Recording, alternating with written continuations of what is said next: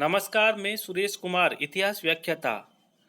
आज हम आधुनिक भारत का इतिहास में अंग्रेजों की आर्थिक नीति और उसका प्रभाव, विशेषकर धन निष्कासन, ड्रेन ऑफ वेल्थ के विषय में अध्ययन करेंगे। अंग्रेजों की आर्थिक नीति और उसका प्रभाव। भारत में कंपनी राज्य की स्थापना के पूर्व देश की आर्थिक स्थिति बहुत अच्छी थी। 1700 ईस्वी में भारत की आर्थिक दशा का वर्णन करते हुए फ्रांसीसी यात्री बर्नियर ने लिखा था, ये भारत एक अथाह गड्ढा है जिसमें संसार का अधिकांश सोना और चांदी चारों तरफ से अनेक रास्तों से आकर जमा होता है और जिसे बाहर निकलने का उसे एक भी रास्ता नहीं मिलता। अपनी 2 यात्राओं के दौरान मैं बंगाल के संबंध में जो ज्ञान प्राप्त कर सका हूँ वह मुझे विश्वास दिलाता है कि ये मिस्र से भी अधिक धनी देश है। इस प्रकार बंगाल की संपन्नता के बारे में लॉर्ड क्लाइव ने कहा था, मुर्शिदाबाद का शहर उतना ही लंबा चौड़ा, आबाद और धनवान है जितना कि लंदन का शहर। अंतर इतना है कि लंदन के धनाढ़े व्यक्ति के पास जितनी संपत्ति है उससे कई ज़्यादा संपत्ति मुर्शिदाबाद में अनेकों के पास है। किंतु 1900 ईस्वी में भारत की आर्थिक दशा का वर्णन करते हुए विलियम डिग्वी ने लिखा था कि 20वीं सदी के आरंभ में लगभग 10 करोड़ व्यक्ति ब्रिटिश भारत में ऐसे हैं जिन्हें किसी समय भी पेट भर अन्न नहीं मिल सकता। इस अधःपतन की दूसरी मिसाल इस समय किन्हीं सभ्य या उन्नतिशील देशों में कहीं पर भी दिखाई नहीं दे सकती। उपयुक्त कथनों से भारत की परिवर्तित आर्थिक स्थिति का परिचय मिल जाता है। 18वीं सदी के अंत में तथा 19वीं शताब्दी के आरंभ में भारत का उद्योग एवं व्यापार बहुत ही विकसित था। ढाका की मलमल और विश्वविख्यात थी तथा पंजाब व कश्मीर में ऊनी वस्त्र और लखनऊ, मथुरा, नागपुर और अहमदाबाद में सूती वस्त्र का व्यवसाय अत्यधिक उन्नत था। पीतल, तांबे और सोना जैसी धातुओं के सामान, हाथीदांत और चंदन जैसी लकड़ियों की सुंदर वस्तुएं यहाँ के कुशल कारीगर बनाते थे। दक्षिण भारत में जहाज बनाने का उद्योग इंग्लैंड से भी अधिक विकसित था। भारत का बना रेशमी कपड़ा, मलमल, हीरे जवाहरात, गरम मसाले, श्रृंगार प्रसाधन, हाथीदांत की बनी कलात्मक वस्तुएं, सुगंधित तेल, इत्र इत्यादि विदेशों को निर्यात किए जाते थे और इनके बदले में विदेशों से सोने और चांदी के सिक्के भारत आते रहते थे। किंतु कंपनी की सत्ता स्थापित होने के बाद ये स्थिति अधिक दिनों तक स्थिर नहीं रह सकी, क्योंकि अंग्रेजों की आर्थिक नीति इंग्लैंड के आर्थिक हितों से प्रभावित थी। बंगाल की दीवानी का अधिकार प्राप्त होने के बाद कंपनी ने किसानों का शोषण करना आरंभ कर दिया। कंपनी के कर्मचारी किसानों के साथ अमानुषिक व्यवहार करते थे। मद्रास के एक सरकारी प्रतिवेदन ने लिखा था कि निश्चित लगान प्राप्त करने के लिए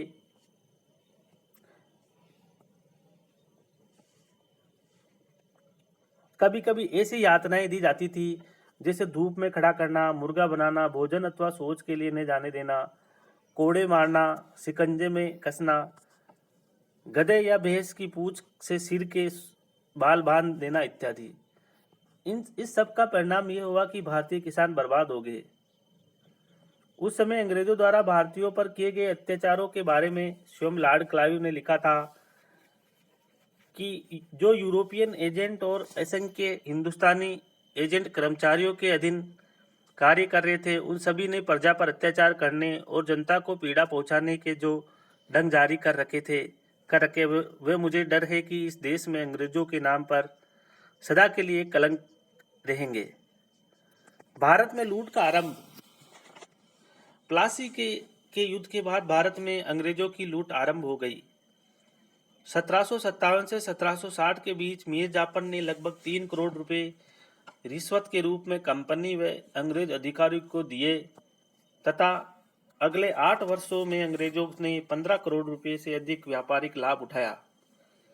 प्लासी के युद्ध के पूर्व भारत में से माल खरीदने के लिए अंग्रेजों को इंग्लैंड से सोना चांदी लाना पड़ता था। लेकिन युद्ध के बाद ये सब बंद हो गया, क्योंकि अब भारत में ही इतना पर्याप्त धन मिल जाता था कि इंग्लैंड से मंगाने की आवश्यकता ही नहीं रही। बंगाल से प्राप्त हुए धन से उन्होंने चीन के व्यापार में पूंजी लगा दी। क्लाइव के द्वैध शासन के अंतर्गत तो कंपनी की लूट और भी अधिक बढ़ गई। स्वयं क्लाइव ने बाद में स्वीकार किया था कि कंपनी के व्यापारी न केवल व्यापारी की तरह व्यापार करते थे, बल्कि संप्रभु की तरह कार्य करते थे, तथा उन्होंने हजारों भारतीय व्यापारियों के मुंह से उनकी रोटी छीन ली और उन्हें भिखारी बना दिया। भारतीय उद्योगों पर भी कंपनी ने प्रहार किया। बंगाल का मुख्य उद्योग कपड़ा उद्योग था, किंतु कंपनी के गुमास्ते भारतीय जुलाहों को एक निश्चित समय में निश्चित प्रकार का कपड़ा बनाने को बाध्य करते थे और अपनी इच्छा अनुसार उसकी कीमत देते थे। गुमास्तों की इच्छा पूरी न होने पर जुलाहों के अंगूठे काट दिए जाते थे। फलतः जुलाहों ने कपड़ा बुनना छोड़ दिया। 18वीं शताब्दी के उत्तरार्ध में बंगाल में रेशम उद्योग अत्यंत ही उन्नत था, किंतु कंपनी ने इस उद्योग को हतोत्साहित किया, क्योंकि इंग्लैंड से रेशमी वस्त्र उद्योग उन्नति कर रहा था। अतः बंगाल में कच्चा रेशम बनाने वालों पर भीषण अत्याचार किए गए। उन्हें अपना उद्योग बंद कर अंग्रेज फैक्ट्री में काम करने को बाध्य किया। फलस्वरूप बंगाल में उद्योग प्राय नष्ट होने लगे। अंग्रेज कर्मचारियों का निजी व्यापार।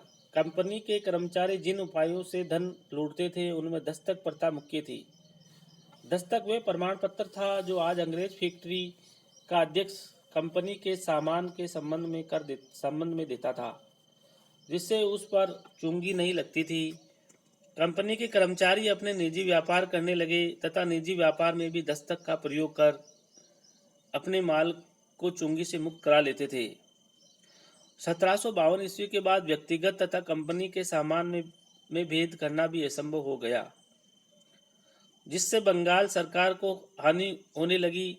इससे भारतीय व्यापार भी चौपट होने लगा, क्योंकि भारतीय व्यापारियों को चुंगी देनी पड़ती थी।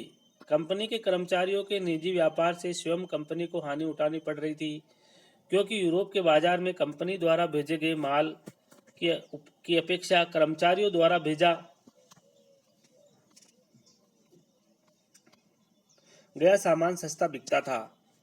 अतः 1773 में रेगुलेटिंग एक्ट में निजी व्यापार बंद करने के आदेश दिए गए, किंतु इसके बाद कंपनी के कर्मचारी आयात निर्यात व्यापार में अधिक भाग लेने लगे। इसमें से अधिकांश व्यापार भारतीय व्यापारी के नाम से होता था और वास्तव में व्यापार अंग्रेज अधिकारी करता था। कंपनी के कर्मचारी बंगाल में स्थित फ्रांस और हॉलैंड की कंपनियों की सहायता से अपना व्यापार करते थे। 18वीं शताब्दी के मध्य बंगाल में अनेक सेठों व सर्राफों के घराने अत्यंत धनी व प्रभावशाली थे, जिसे जगत सेठ घराना, बोस्तम दास, अमीचंद आदि। इन सेठों व सर्राफों का व्यापार मुख्य रूप से दो क्षेत्रों पर आधारित था।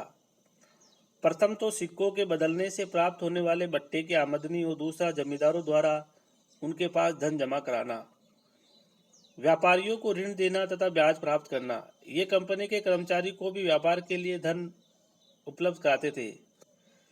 कंपनी द्वारा लाई गई मुद्रा को प्रचलित मुद्रा में बदलने का काम भी यही करते थे।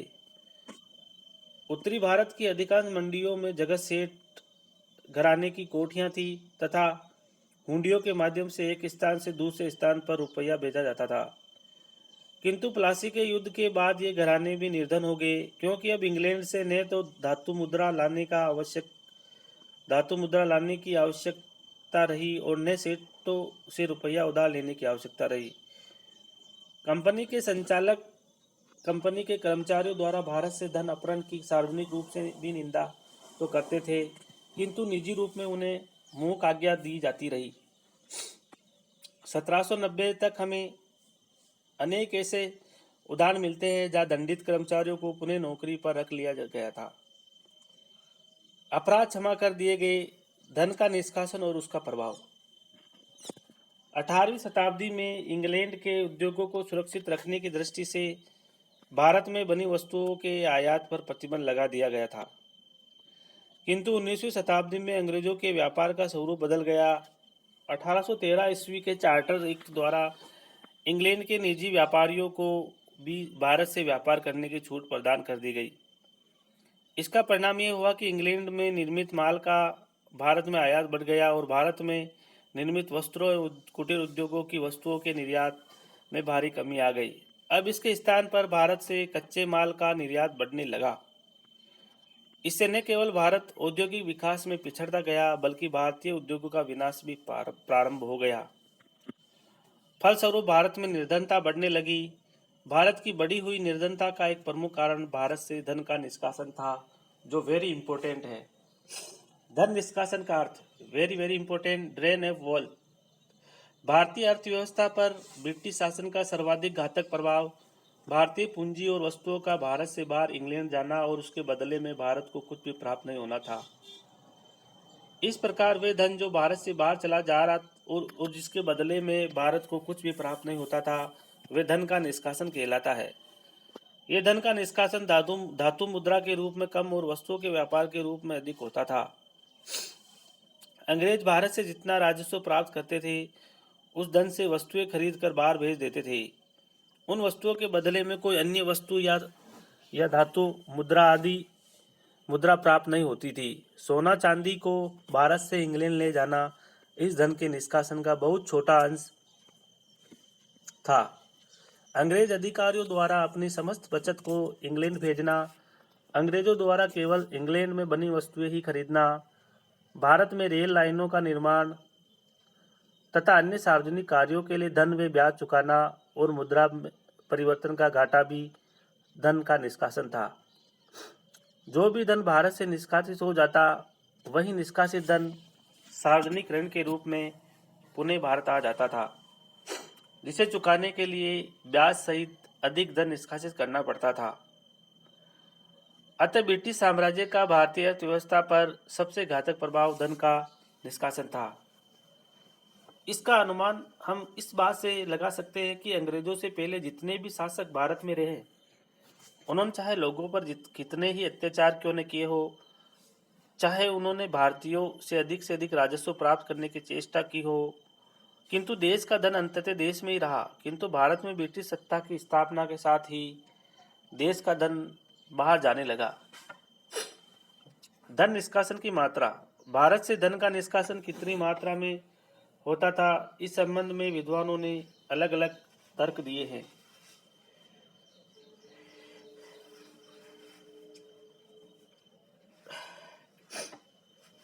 जॉर्ज विनगेट का अनुमान था कि 1834 ईस्वी से 1851 ईस्वी तक 42,21,611 पाउंड प्रतिवर्ष धन का निष्कासन होता था। विलियम डिग्बी के अनुसार 1757 से 1815 तक ये राशि 1000 मिलियन पाउंड थी।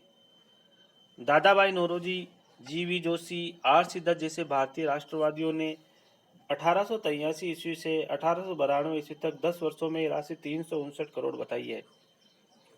डी.ई. वाचा ने 1860 ईस्वी से 1900 ईस्वी तक ये राशि 30 से 40 करोड़ रुपये प्रतिवर्ष बताई है। प्रोफेसर विश्वेश्वरैया ने इसका अनुमान 1934 ईस्वी के वर्ष में गृह प्रभार व पेंशन को छोड़कर 121 मिलियन पाउंड लगाया है। पेवलाव की मान्यता है कि 1930 के दशक में अंग्रेजों ने भारत में से केवल कर के रूप में 130 से 140 मिलियन पाउंड वार्षिक पाउंड प्राप्त किए थे। इन सभी आंकड़ों का विश्लेषण करने के बाद सी.एम. वकील ने निष्कर्ष निकाला है कि 1834 ईस्वी से 1924 ईस्वी के वर्षों में निष्कासित होने वाली राशि 394 से 591 मिलियन पाउंड थी। धन निष्कासन का स्वरूप। जब ईस्ट इंडिया कंपनी भारत में व्यापार करना आरंभ किया, तब उसे हमेशा एक समस्या उलझाती रही। वह ये कि भारत में से इंग्लैंड में आयात होने वाले माल के बदले में भारत को क्या दे। 17वीं शताब्दी के आरंभ में इंग्लैंड में विकास की जिस अवस्था में था, उसमें कोई भी वस्तु ऐसा नहीं थी जिसकी तुलना उत्तमता एवं तकनीकी दृष्टि से भारत में निर्मित वस्तुओं से की जा सके। यद्यपि उनका ऊनी कपड़े का उद्योग काफी विकसित था, लेकिन भारत में ऊनी कपड़े की मांग नहीं थी। इसलिए ईस्ट इंडिया कंपनी को भारत में माल खरीदने के लिए इंग्लैंड से सोना और चांदी भारत में लानी पड़ती थी। कंपनी का शुरू से ही प्रयास ये रहा कि किसी न किसी युक्ति से भारत को बिना कुछ दिए अथवा कम राशि देकर भारत से वस्तुएं इंग्लैंड ले जा सके। प्रारंभ में उनका विचार था कि अन्य उपनिवेशों से माल कमाकर भारत लाए और उस माल के बदले भारत में चीजें खरीदे। लेकिन कंपनी को बिना कुछ दिए भारत से माल ले जाने का सुअवसर प्लासी के युद्ध के बाद मिला। लॉर्ड क्लाइव ने स्वयं स्वीकार किया था कि यह एक ऐसा समय था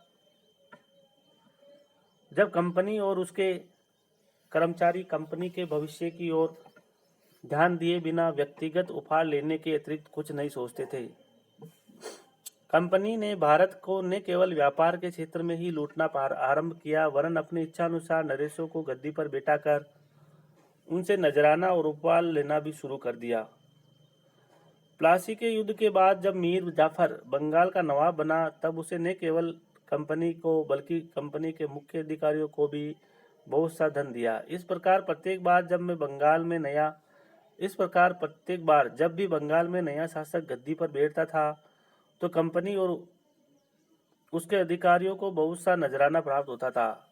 लेकिन लुटेरी कंपनी केवल उपहार या नजराना लेकर ही संतुष्ट हो सकती थी।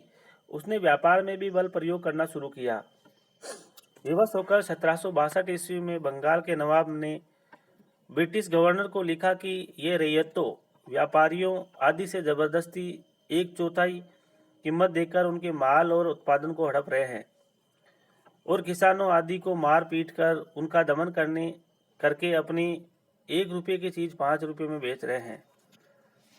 इस प्रकार प्लासी युद्ध के बाद कंपनी ने ऐसी स्थिति उत्पन्न कर दी कि वे एक औंस भी सोना दिए बिना संपूर्ण भारत का व्यापार करने में सफल हुई।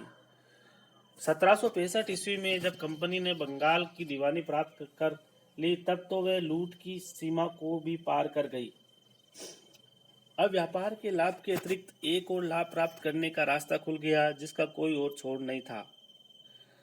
1785 में सर जॉन कॉनवालिस लेविस ने ब्रिटिश संसद में बोलते हुए कहा था कि मैं पूरे विश्वास के साथ कहता हूं कि इस धरती पर आज तक कोई भी सभ्य सरकार इतनी भ्रष्ट, विश्वासघाती और इतनी लुटेरी नहीं पाई गई है जितनी 1765 से 1785 ईस्वी तक ईस्ट इंडिया कंपनी की सरकार थी। 1765 ईस्वी में लॉर्ड क्लाइव ने कंपनी के संचालकों को जो पत्र लिखा, उससे स्पष्ट हो जाता है कि कंपनी का उद्देश्य भारत में अधिक से अधिक धन ऐंठकर इंग्लैंड भेजना था। क्लाइव ने लिखा था कि जहां तक मैं समझता हूं, इस अधिग्रहण और वर्तमान आदि पर पहले से चले आ रहे कब्जे के द्वारा आगामी वर्षों से मिलने वाला राजस्व 2,50,00,000 रुपयों से कम नहीं होगा। भविष्य में इस राशि में कम से कम 20 से 30 लाख की वृद्धि होगी। शांति के दिनों में सैनिक और असैनिक व्यय 60 लाख रुपए से अधिक नहीं हो सकता। नवाब के भत्ते पहले से ही कम करके 41 लाख रुपए और मुगल सम्राट के नजराने 26 लाख रुपए कर दिए गए थे। इस प्रकार कंपनी को 1,22,00,000 अर्थात 16,50,900 पाउंड स्टर्लिंग का विशुद्ध लाभ बचा रहेगा। इस प्रकार लाभ के रूप में रहने वाले अधिक शेष की राशि वस्तुओं के रूप में इंग्लैंड भेज दी जाती थी। बंगाल प्रांत से प्राप्त होने वाले राजस्व में विवरण के अनुसार कंपनी प्रशासन के प्रथम 6 वर्षों में इस प्रांत का शुद्ध राजस्व 1,30,66,991 पाउंड और कुल खर्च 90,27,609 पाउंड थे और इस तरह 40,39,152 पाउंड का शुद्ध अधिशेष रह जाता था। यह अधिशेष की राशि वस्तुओं के रूप में इंग्लैंड भेज दी जाती थी। ये तो था कंपनी की ओर से धन निष्कासन। इसके साथ साथ ब्रिटिश अधिकारी और कर्मचारी भी धन जमा कमाकर इंग्लैंड भेज रहे थे। इसके अतिरिक्त समय समय पर इसके अतिरिक्त अपनी समस्त बचत को इंग्लैंड भेजना, ब्रिटिश अधिकारियों द्वारा केवल इंग्लैंड में निर्मित माल ही खरीदना, भारत में रेलों तथा अन्य कर्मचारी सार्वजनिक कार्यों के लिए गए ऋण पर ब्याज व मूलधन चुकाना आदि भी धन का निष्कासन था। ब्रिटिश अधिकारी व कर्मचारी धन कमाकर कितनी राशि इंग्लैंड भेज रहे थे इसका अनुमान तो नहीं लगाया जा सकता, फिर भी हेनरी वारलेस्ट के अनुसार 1766 से 1768 ईस्वी के 3 वर्षों में कुल 6,24,375 पौंड का माल आयात हुआ और 53,11,250 पौंड के माल का निर्यात हुआ। इस प्रकार कुल 46,86,875 पौंड का अधिशेष रहा और ये अधिशेष दिनों दिन बढ़ता ही गया। इसके बदले में भारत को न तो वस्तुएं ही मिली और न पैसे। इससे भी अधिक हानिकारक हुआ सार्वजनिक कार्यों के लिए लिया गया ऋण। 19वीं शताब्दी के 5वें और 6ठे दशक में ब्रिटिश पूंजी भारत में लगाई जाने लगी। 1914 ईस्वी से पहले ब्रिटिश पूंजी का अनुमानतः 97% भाग सरकार की विभिन्न योजनाओं जैसे रेलवे, सड़क, परिवहन, बैंक तथा बीमा कंपनियों जैसे वित्तीय संस्थानों, चाय, कॉफी तथा रबर के बगीचों तथा भारतीय कृषि साधनों के उपयोग आदि के कार्यों में लगा हुआ था। इसके अलावा अंग्रेजों ने भारत में अपनी सत्ता को स्थायित्व देने के लिए तथा इंग्लैंड में सत्ता अधिकारियों को देने के लिए ऋण लिया था। भारत का धन ही भारत से बाहर जाता और फिर वही धन भारत को ऋण के रूप में दे दिया जाता था। इसके लिए उसे और धन ब्याज के रूप में जुटाना पड़ता था और ये दुष्चक्र था जिसे तोड़ना कठिन था। इस प्रकार ये ऋण भारत पर बढ़ता ही चला जाता था। 1792 ईस्वी में यह ऋण सूद के साथ 70 लाख और 1799 ईस्वी में 1 करोड़ से ऊपर पहुंच गया था। 1850-51 ईस्वी में यह ऋण 5 करोड़ 50 लाख और 1857 ईस्वी में 6 करोड़ 90 लाख रुपए तक पहुंच गया। द्वितीय विश्व युद्ध से पूर्व 1939 से 40 ईस्वी में यह ऋण 1200 करोड़ रुपए हो गया था। जॉन स्ट्रेची के अनुसार कंपनी अब उसके कर्मचारियों ने जो लूट आरंभ की उसने इंग्लैंड में औद्योगिक उत्पादन को आवश्यक शक्ति तथा प्रेरणा प्रदान की। ब्रूक एडम्स के अनुसार कदाचित सृष्टि के आरंभ से अन्य किसी निवेश में भारतीय लूट के बराबर मुनाफा नहीं कमा था, क्योंकि इसी मुनाफे की वजह से लगभग 50 वर्षों तक कोई प्रतियोगी इंग्लैंड के सामने नहीं टिक सका। आर.सी. दत्त ने एक काव्यात्मक उदाहरण से धन के निष्कासन की प्रक्रिया को समझाने का प्रयास किया है। भारतीय राजाओं द्वारा कर लेना तो सूर्य द्वारा भूमि से पानी लेने के समान था, जो पुनः वर्षा के रूप में भूमि पर उर्वरता देने के लिए फिर वापस आता था। परंतु अंग्रेजों द्वारा लिया गया कर फिर भारत में वर्षा न करके इंग्लैंड में ही वर्षा करता था। वेरी इंपॉर्टेंट कोटेशन है। सार्वजनिक कार्यों के लिए समस्त ऋण को चुकाने के अतिरिक्त गृह सरकार के खर्चे अर्थात भारत सचिव व उसके समस्त कर्मचारियों के वेतन भत्ते आदि तथा इंडिया काउंसिल का समस्त व्यय कंपनी द्वारा साम्राज्यवादी युद्धों के लिए लिया गया था। भारतीय सार्वजनिक ऋण व उसका ब्याज, ईरान व चीन के दूतावासों का व्यय, इंग्लैंड में सैनिक व नौसैनिक संस्थाओं पर किया गया व्यय, जो अंग्रेजों के अनुसार भारतीय सुरक्षा के लिए था, बड़ी कंपनी था, भी भारत को वहन करना पड़ता था। भारत में सैनिक व असैनिक सरकारी पद तथा बड़ी बड़ी कंपनियों के उच्च पद केवल अंग्रेजों को ही मिलते थे और उनके अवकाश ग्रहण करने के पश्चात उनकी पेंशन के लिए प्रतिवर्ष करोड़ों रुपया इंग्लैंड भेजा जाता था। 1902 से 3 ईस्वी में केवल पेंशन तथा अन्य भत्तों के रूप में इंग्लैंड भेजा जाने वाला धन भारतीय राजस्व का 12% था। इस प्रकार अंग्रेजों की आर्थिक नीतियों के कारण भारत से बहुत सा धन इंग्लैंड निष्कासित हो गया। इस प्रकार अंग्रेज जब पहल भारत में व्यापार के लिए आए तब उनका उद्देश्य था भारत द्वारा निर्मित वस्तुओं को उन देशों तक पहुंचाना जहां उनकी बहुत मांग थी, किंतु धीरे धीरे ये व्यापारी इस व्यापार के स्वरूप में एक ऐसा मौलिक परिवर्तन लाए कि व्यापार की दिशा ही बदल गई। भारत जो किसी समय सभी देशों की वस्तुएं निर्यात करने वाला एक महान देश समझा जाता था, अब स्वयं एक कृषक उपनिवेश बनकर रह गया, जिसका काम था इंग्लैंड के उद्योगों के लिए कच्चा माल अंग्रेजों को देना और कच्चे माल से बनी वस्तुओं के लिए एक मंडी का काम करना। धन निष्कासन का प्रभाव। अब धन निष्कासन का क्या प्रभाव पड़ा उसके विषय में अध्ययन करेंगे। ब्रिटिश भारत का सबसे घातक प्रभाव जो भारतीय अर्थव्यवस्था पर पड़ा था वह था भारत से धन का निष्कासन। भारत से अबाध रूप से धन के निष्कासन का प्रभाव भारतीय कृषि उद्योग व्यापार और सर्वाधिक वेतनभोगी भारतीयों पर पड़ा। धन के निष्कासन का प्रभाव निम्नलिखित ढंग से बताया जा सकता है। बढ़ता हुआ करों का बोझ। नंबर 1, धन के निष्कासन का प्रत्यक्ष परिणाम यह हुआ कि भारतीयों पर करों का बोझ अत्यधिक बढ़ गया। यह बोझ कितना था यह आय की तुलना में आंका जा सकता है, न केवल करों की राशि के आधार पर। भारत में प्रति व्यक्ति आय का 14% से अधिक कर भार था, जबकि इंग्लैंड में यह केवल 7% से भी कम था। एक निर्धन व्यक्ति को इन करों को चुकाने के लिए ऋण लेना पड़ता था और इस ऋण पर दिए जाने वाले ब्याज के कारण उस पर आर्थिक बोझ निरंतर बढ़ता ही जाता था। इतना ही नहीं, भारतीयों से वसूल किया जाने वाली यह कर की राशि भारतीयों पर खर्च नहीं की जाती थी।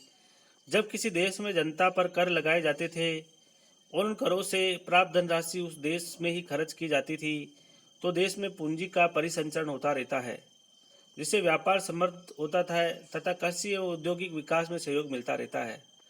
परंतु एक देश में कर लगाकर उसकी आय दूसरे देशों में भेज देने से देश का व्यापार एवं उद्योग विकसित नहीं हो पाता।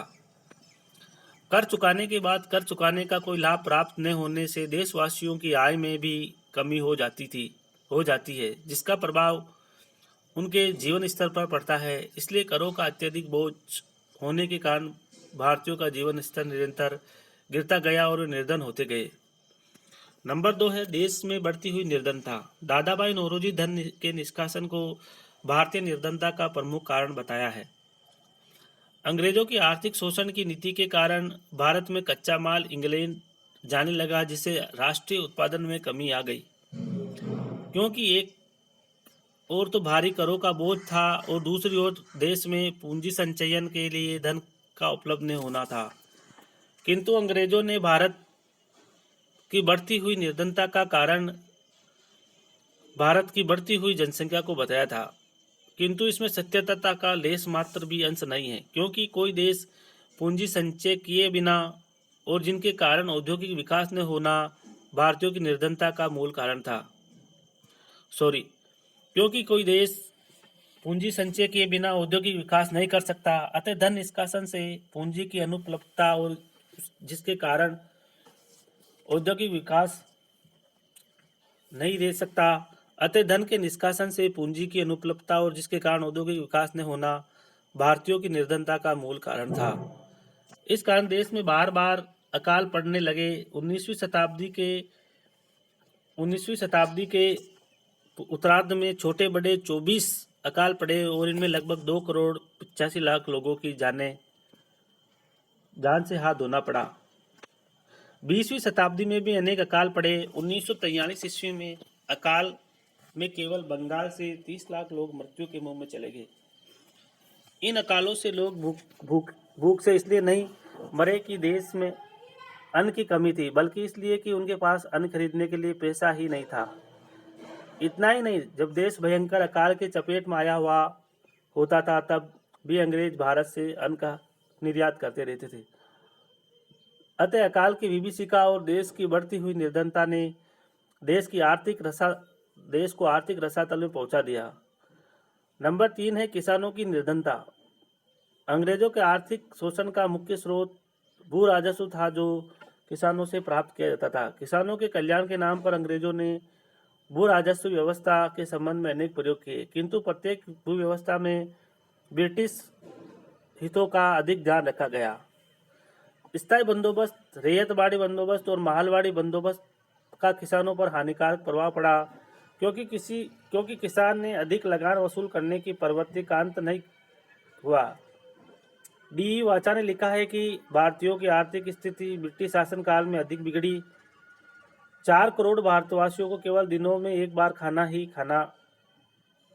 खाना खाकर ही संतुष्ट रहना पड़ता था। इसका एकमात्र कारण यह था कि इंग्लैंड भूखे किसानों से कर प्राप्त करता था और वह अपना कच्चा माल बेचकर लाभ कमाता था। जब भूखे किसानों के पास भूमि कर या लगान चुकाने के लिए धन नहीं होता था तो उन्हें अपनी उपज को सस्ते दामों में बेचने पड़ते थे। इस प्रकार उनके द्वारा उत्पादित खाद्यान्न विदेशों में चला जाता था और उन्हें खुद ही को भूखा मरना पड़ता था। बढ़ता हुआ भूमि कर चुकाने के लिए उनके समकक्ष केवल 2 उपाय थे, या तो वे अपनी पैदावार बढ़ाने या ऋण लेकर भूमि कर चुकाए। पैदावार बढ़ाने से किसानों की भूमि शीघ्र बंजर हो जाती थी, क्योंकि भूमि की उर्वरता को बनाए रखने के लिए भूमि को एक फसल पड़त रखनी पड़ती थी। ऋण लेकर भूमि कर चुकाने का परिणाम यह होता था कि वे ऋण चुका नहीं पाते थे और अंत में उन्हें अपनी भूमि बेचनी पड़ती थी। अतः किसानों की निर्धनता बढ़ती गई। नंबर 4 है विदेशी पूंजी निवेश से शोषण। भारत में पूंजी निवेश के लिए धन उपलब्ध न होने के कारण अंग्रेजों ने इंग्लैंड के पूंजीपतियों को भारत में पूंजी निवेश के लिए आमंत्रित किया। ब्रिटिश पूंजीपतियों ने भारत में अपनी पूंजी का विनियोग किया और उसका सारा लाभ कमाकर इंग्लैंड ले गए। उदाहरणार्थ, ब्रिटिश निजी कंपनियों को सरकारी देखरेख में भारत में रेल निर्माण का कार्य सौंपा गया। इन कंपनियों को उनकी पूंजी पर ब्याज तथा 4.5% से 5% की गारंटी दी गई। यदि कभी निर्धारित लाभ से कम लाभ होता था तो सरकार की वे राशि पूरी की जाती थी। उससे ब्रिटिश पूंजीपतियों को लाभ कमाने का स्वर्ण अवसर मिल गया। फिर लाभ की गारंटी मिल जाने से किफ़ायत से काम करने की आवश्यकता नहीं थी, क्योंकि समस्त पूंजी पर लाभ की गारंटी थी।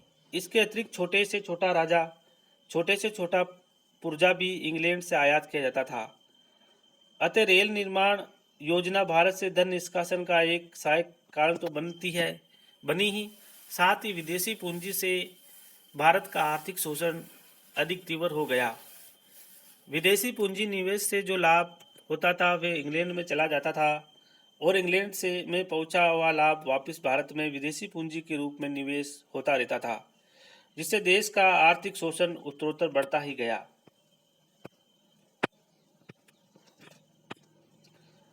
5 नंबर है भारतीय व्यापारियों को हानि। ब्रिटिश पूंजीपतियों द्वारा भारत में पूंजी निवेश करने से भारतीयों से कोई प्रतिस्पर्धी स्पर्धा नहीं करनी पड़ती, अतः उनका भारतीय उद्योगों पर एकाधिपत्य स्थापित हो गया।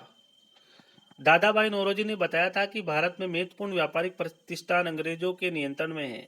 कपड़ा उद्योग भारतीयों के नियंत्रण में है, किंतु उसके विकास में अंग्रेजों ने अनेक बाधाएं उपस्थित कर दी है। अंग्रेजों ने इंग्लैंड में बने हुए कपड़े पर भारत पर में लगे आयात कर को समाप्त कर दिया और भारत को मुक्त प्रतियोगिता करनी पड़ी और भारत को मुक्त व्यापार का क्षेत्र बना दिया। फलस्वरूप अब भारतीय व्यापारियों को इंग्लैंड के बने माल से प्रतियोगिता करनी पड़ी।